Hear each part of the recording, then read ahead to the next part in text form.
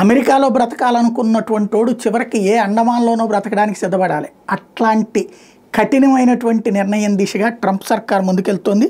Document లేని వలసదారులని క్యూబాలోని గ్వాంటినామా బేలో ఉన్న America నిర్బంధ కేంద్రానికి తరలించనున్నట్టు అధ్యక్షుడు డొనాల్డ్ ట్రంప్ ప్రకటించారు. గ్వాంటినామా బేలో 30,000 మంది సామర్థ్యంతో వలసదారుల నిర్బంధ కేంద్రం నిర్మించాలని ఆదేశించారు.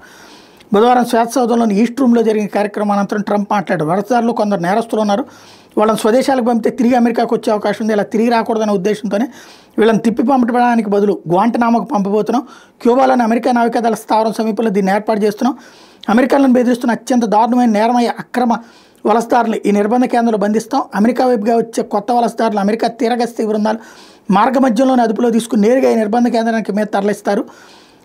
అక్కడ ప్రస్తుతం ఉన్న కేంద్రాన్ని ఇమ్మిగ్రేషన్ అండ్ కస్టమ్స్ ఎన్ఫోర్స్మెంట్ ఆధ్వర్యంలో విస్తరిస్తాం.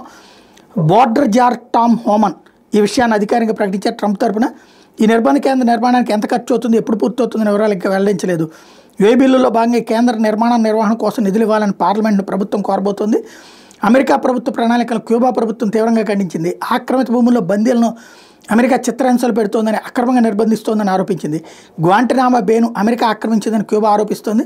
ఇక్కడ అమెరికా నావికా స్థావరాన్ని ఏర్పాటు చేయడానికి 1959లో ఫిడెల్ కాస్ట్రో ఖండించారు. అమెరికా తీరుని ప్రస్తుత క్యూబా అధ్యక్షుడు మిగ్యూల్ డయాజ్ కానెల్ ఖండిస్తూ ఎక్స్లో పోస్ట్ కూడా చేశారు. ఈ ప్రకటన మానవ హక్కులు, అంతర్జాతీయ చట్టాల హక్కుల ధిక్కారమని క్యూబా విదేశాంగ మంత్రి బ్రూనో రోడ్రిగ్స్ కూడా విమర్శించుకొచ్చారు.